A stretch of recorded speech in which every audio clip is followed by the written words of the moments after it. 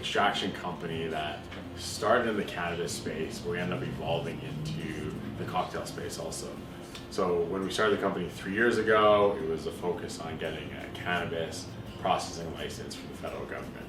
So once we raised $500,000 in like 2017, had the ball rolling, and we put an application with Health Canada, but then we realized it's going to take a year or 2 years to actually go through the whole process. So while we were waiting, we decided to spin up another business and get into the bitters space. So we made token bitters, and that actually started basically in my garage. And Edmonton's a really great place to start a business. So for like collaboration is really easy over here. So what we did is we just called the distillers locally. So we started with Strathcona Distillery. We're like, how do you make bitters? And then we called Hanson Distillery, and we're like, would you guys contract manufacture for us? So between the two distillers and then Cam's formulas, we created Token Bitters. So Token Bitters eventually probably took a year to become Alberta's biggest bitters company, and we're probably the fastest growing in Canada. So that company is now being exported internationally. So we're exporting out to Japan, and then we're also looking at expanding into other markets like Mexico. So Mexico is our next international market. So the bitters company went really quickly from an Edmonton, Alberta-based company to an international player in the bitter space over the year and a half. And then we still have our processing license. So the processing license is now cleared security with Health Canada. And what we're doing now is we're building out our lab. So we're building out a Canadian, European GMP standard extraction facility that will be able to process cannabis oil, and in the new regulations we'll be able to do topicals, edibles, beverages. So we'll be kind of that supplier for all the new cannabis products that these startups and new innovative guys are kind of spinning up. So we'll be their oil supplier. And then the third arm of the business was a dispensary arm that we grabbed because we saw the writing on the wall that there was going to be a land grab. So we ended up getting 7 dispensaries over northern Alberta. It's been an adventure, and it's spread really quickly, but between bringing in the right team members and the interns, we're keeping our head above water. So what inspired Token was we were in a similar program in our MBA, and there's a class where you mix business students and engineers. And so what happened was I was one of the business students, and we got paired with an engineer, and the chemical engineer Cam, so he had an idea for a Keurig machine with extraction, so at-home extraction for weed. So you put cannabis at the top, press a button, and oil would come at the bottom. So that evolved into a beverage, and then over years Cam was like, I think there's going to be a market here, let's get a federal license. So that was the original foundation, was this MBA class, and then it evolved into a fairly successful business so far. So kind of the next big phase for us is the build out of our lab, and then internationally exporting our bitters. So like I'm going to Japan in a couple weeks to work on a trade mission. That's going to be our next phase, to kind of solidify options there. And then there's other markets that we want to expand. So our interns have really helped us kind of target what markets to go into.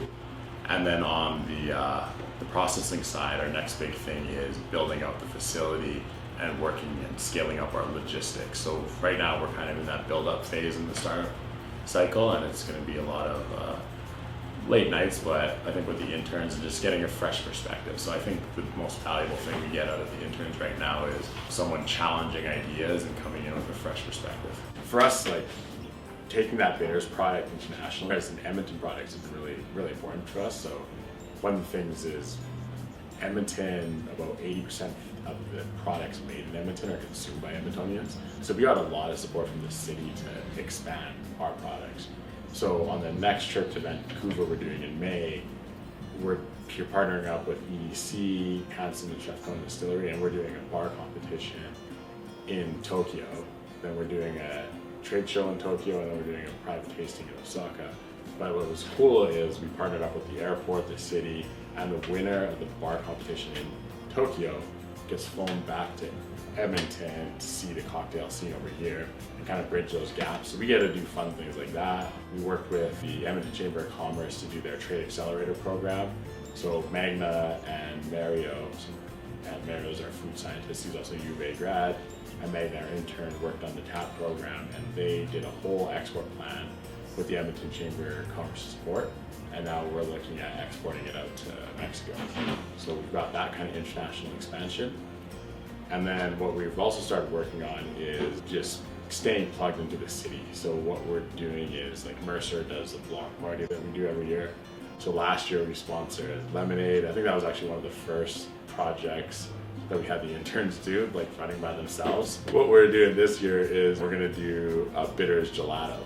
So we're working with one of the gelato companies here to do just an ice cream that we'll be serving at the block party that's alcohol infused. So that's gonna be a fun project. We do a couple other, like the Golf Society, we do their Victoria Range party. So every Canada Day we rent out Victoria driving range, and we're one of the main sponsors there.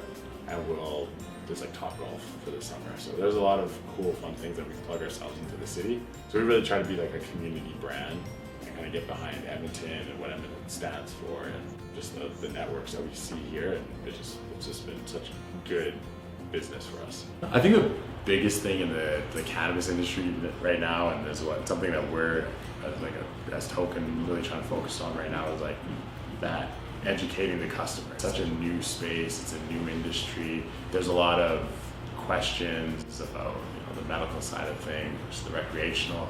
And just as this new industry evolves, it's about keeping transparency and keeping the door open for everybody to kind of be inclusively involved in the process from the beginning to the end. So I think the next 2 years you're going to see a lot of movement and marketing around education around the cannabis space, and not just like, here's the product, go and try it.